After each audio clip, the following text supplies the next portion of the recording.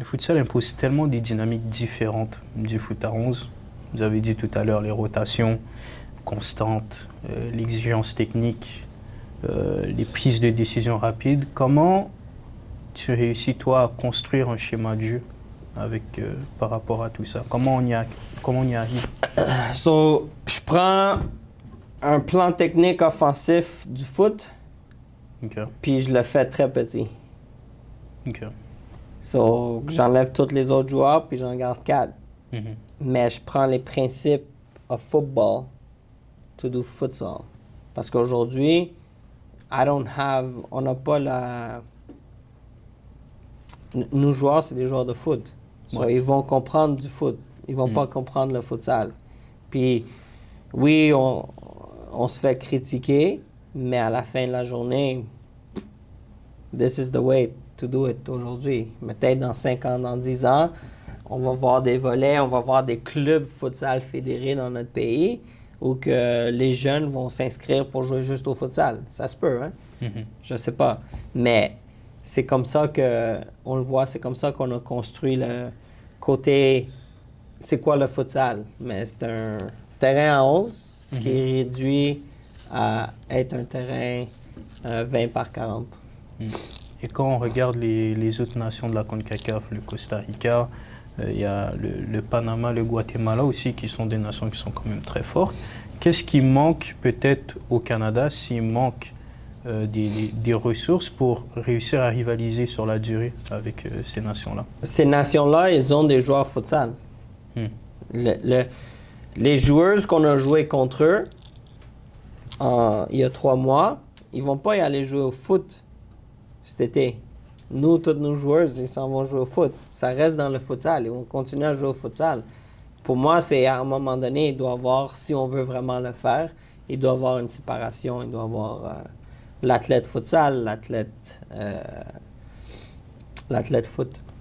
Est-ce que ça passe aussi par des créations de championnats, de plus d'infrastructures pour aider davantage le futsal? Dans notre pays, les infrastructures existent. Hein? On a tout le monde des gymnases quelque part dans le monde. Mais c'est... People need to do it. Puis je le dis toujours, puis et le monde doit le faire bien. Fais-le pas juste pour le faire. Do it. Mais des standards, ils doivent être hauts partout. Parce que quand on commence quelque chose, puis ça va vivre pendant 1 an, 2 ans, then why do it? Do it pour que ça marche. T'sais. Puis je retourne dans mon côté entrepreneur. Quand que j'ai commencé Kids Soccer en 1999, je me suis toujours dit, it's my retirement plan. Mais mon retirement plan, c'était pas dans 2 ans.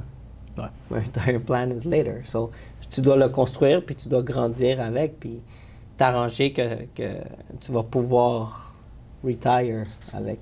Est-ce que justement tu sens une évolution par rapport au futsal sur les dernières années au Canada? Pour être honnête, non. Pour être honnête, si tu ôtes les 10 acteurs principaux de l'équation, je pense pas qu'il y en a beaucoup, hein? Parce que si le monde savent comment que le programme national marche, peut-être ils voudraient pas prendre la job. Ou que ça aussi, ça devient un facteur. Ils nous aident le mieux qu'ils peuvent en ce moment. Mais je pense qu'on a besoin de plus. Puis j'espère avec la Coupe du Monde maintenant, ça va ouvrir des yeux à d'autres pour en faire plus, puis le faire du même chemin. On ne peut pas se critiquer. Le plan technique marche. Les athlètes sont là, ils existent. Mais on doit continuer à le faire. Et si tu avais une baguette magique demain, tu commencerais par quoi pour faire grandir le futsal au Canada? Un budget. Budget conséquent? Un budget de chaque année avec des athlètes qui sont motivés à le faire. Si tu as un budget, tu peux plus avoir un athlète qui te dit « OK, oui, mais Coach Kid, je vais faire du futsal aujourd'hui, mais demain, je vais aller jouer au foot.